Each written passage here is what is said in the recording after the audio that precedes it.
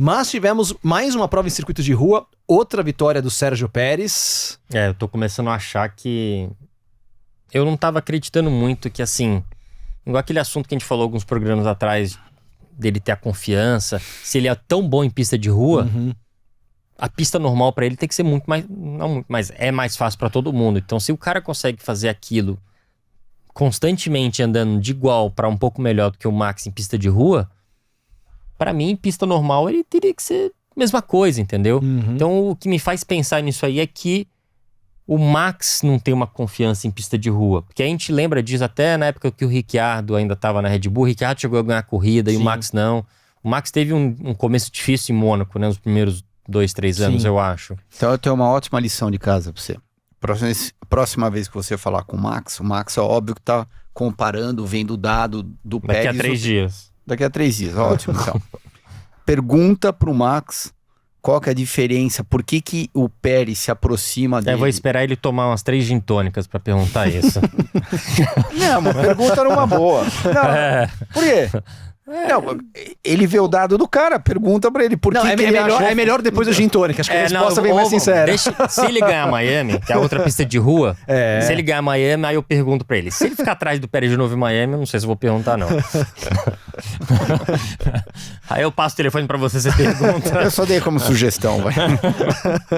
Não, mas eu ia falar, pergunta pra ele aonde que ele acha que o Pérez não vou dizer mais forte que ele, mas por que o Pérez encosta nele em todos os circuitos de rua em relação aos circuitos permanentes. É lógico que 50% dos casos desses resultados foram um pouco de sorte que o Pérez teve, né? Tiveram algumas... Na Arábia Saudita o Max teve que vir lá de trás. Tudo bem, o Max deu um pouquinho de azar nessa corrida, mas o que o Pérez fez esse final de semana... Não, ele andou muito. Ele andou? Não, andou muito e andou que nem gente grande. Exato. Não cometeu nenhum erro. O Max, grudado nele, ele até começou a abrir um pouquinho do Max, andou. Ele controlou a corrida inteira. E vale lembrar, assim, que a Red Bull cometeu um erro juvenil ali, a hora que teve o acidente do De Vries, que dava pra ver claramente que tava uma roda pra um lado, uma roda pro outro, e ia ser safety car. E beleza, o Max reclamando, meus pneus estão indo, tipo, segura porque vai dar safety car. Então teve esse erro da Red Bull, mas vale lembrar que o Max, o Pérez tava abrindo asa já pra cima do Max, naquela disputa ali, quando eles despacharam o Leclerc, tava abrindo asa, já tava chegando, e depois quando inverteu a situação, ficou ali 1.4, 1.5, 1.4, 1.5, depois foi abrindo, ficou 4 segundos no final. Então o Pérez realmente, talvez se não fosse o safety car, ele teria passado. Sim, não, tô falando que teria diminuído a chance um pouco do Pérez, não tô dizendo que ele não ia ganhar, mas 50% das provas que o Pérez tenha ganhado em cima do Max foram um pouco de sorte, estratégia, isso, aquilo, entendeu?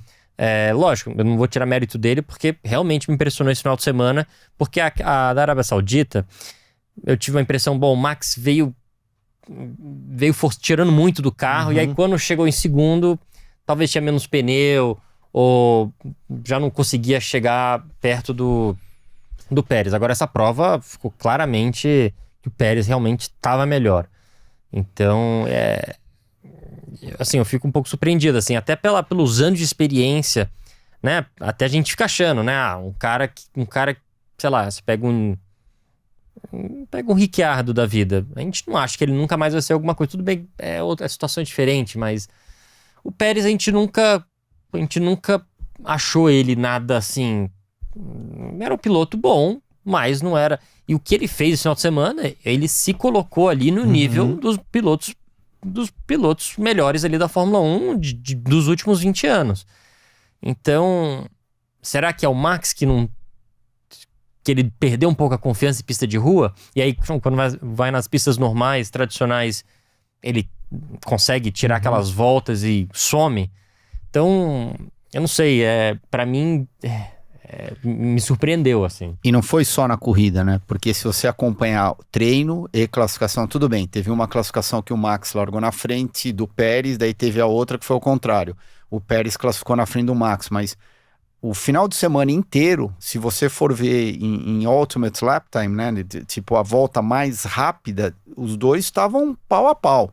E geralmente, quando você vai para uma pista permanente, às vezes, o Max tá aqueles... Autódromos, né? Autódromos. Só para o pessoal entender, cabeção. Tá bom. Autódromo. Tá, desculpa aí, pessoal. Então, quando você vai para um autódromo, o Max tá sempre aqueles 2, 3 décimos na frente do Pérez, às vezes até mais, mas a média é sempre 2, 3 décimos que ele tá na frente do Pérez. E é curioso isso, porque eu pensei que, né, alguns programas atrás aqui, eu falei que talvez tivéssemos um campeonato, né, e os meus sócios aqui estavam, né, parecendo os violinistas do Titanic, né, eu falando e os caras nem aí. Agora já... Não, eu acho que... Eu acho difícil ter um campeonato. Eu também acho. Com uma corrida, imagina. Com 2 corridas, possível. 4 corridas, eu acho muito difícil. Eu também acho que, por exemplo, no Grande Prêmio do Brasil, o Max vai estar aqui do nosso lado na mesa. Não sei se nessa mesa, spoiler, mas talvez tricampeão ou perto do título. Talvez, aí, eu também acho. Manda uma bronca nele, vai, por favor. Não, desculpa. Tudo bem? Spoiler é spoiler, então, vai que a gente troca a mesa. Mas eu acho que ele vai ser campeão também, mas tá muito mais complicado do cenário de Red Bull, carro imbatível, Red Bull vai ganhar todas as provas, tá mais complicado. Não, Red Bull vai ganhar a maioria das corridas daqui pra frente, só o Pérez tá com a cabeça muito boa quando chega em pista de rua, e isso vem muito de confiança também. Uma vez, é a mesma coisa, quando eu comecei a andar de Fórmula E, que falaram, vai ser só pista de rua, eu falei, pista de rua, uma coisa que eu sempre apanhei um pouco. Tive corridas boas, mas nunca ganhei umas corridas boas em pista de rua. E aí, quando me deu aquela... Sei lá, quando me senti confiante que o carro era bom, que a equipe era boa, pronto, aí fui dali pra frente. É uma coisa de confiança. Então, não sei se o Pérez está com isso realmente. E o Max, sei lá, ele chega no final de semana já pensando que isso acontece com o piloto. Putz, será que o Pérez vai estar rápido? Ou ele vai estar rápido no final de semana? Eu tenho que igualar ele, eu tenho que estar melhor que ele. Quando já chega pensando assim, que é difícil pro Max, que é um cara muito, muito confiante, muito, entre aspas, não vou dizer arrogante, mas é um cara que tem muita confiança.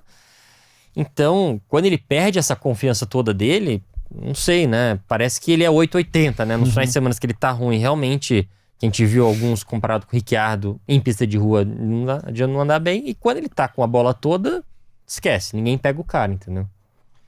É isso, seu Christian Fittipaldi. O Max reclama muito do equilíbrio do carro ali, dizendo que o carro não tava rolando do jeito que ele gosta ali nas pistas, mas ficou ali, primeiro o Max, o primeiro Pérez, segundo o Max, terceiro o Leclerc, que conseguiu sobreviver um fim de semana...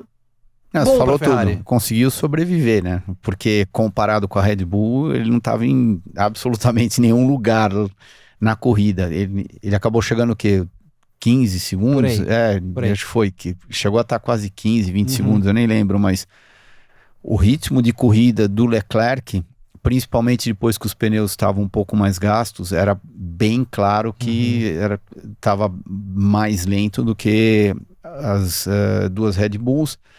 O Alonso, de novo, fez uma corrida muito boa, muito boa. Infelizmente ele não terminou no pódio, mas terminou em quarto, marcou outros pontinhos importantíssimos para Aston Martin. E falar o que dele? O Alonso é o Alonso. O Alonso tem uma visão de corrida muito interessante. Tanto que ele estava papeando com o pessoal da Aston Martin logo no começo da corrida, reclamando não. O Lance trouxe à tona, né, o fato, fala pro Alonso acelerar um pouco, ele tá me segurando agora no momento.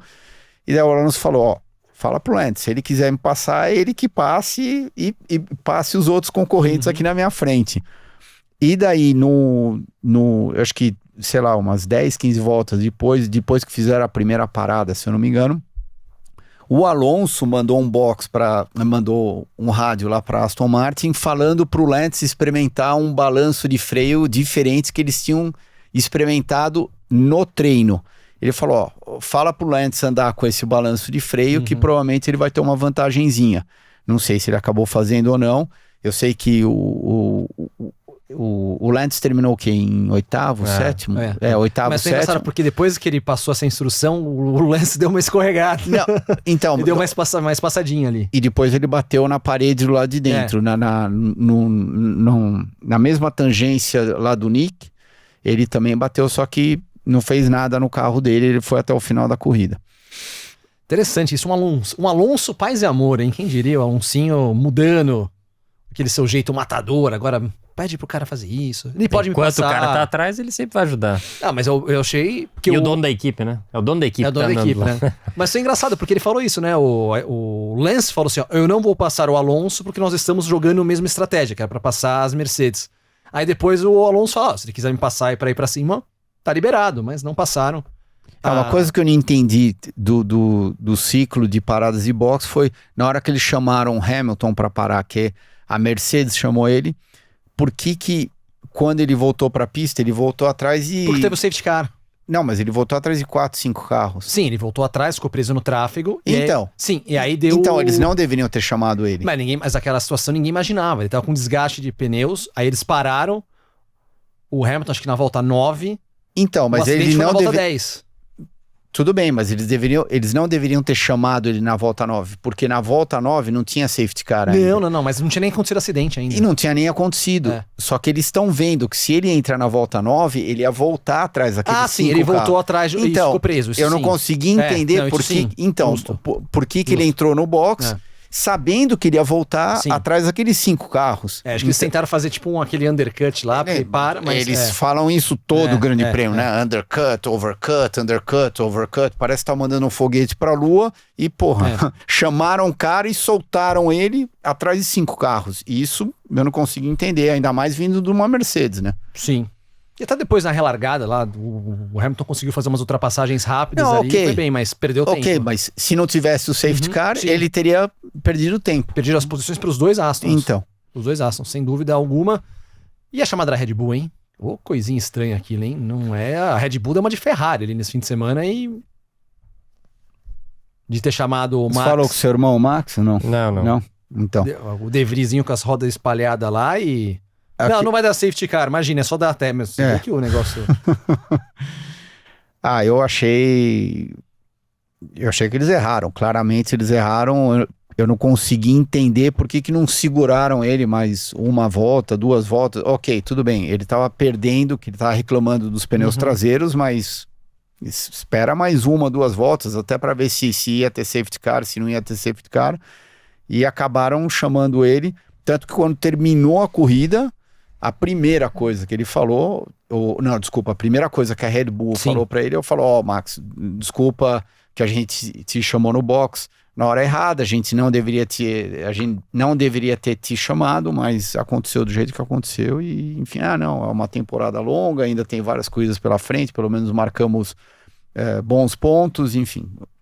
A equipe sendo política com o Max e o Max sendo política com a equipe.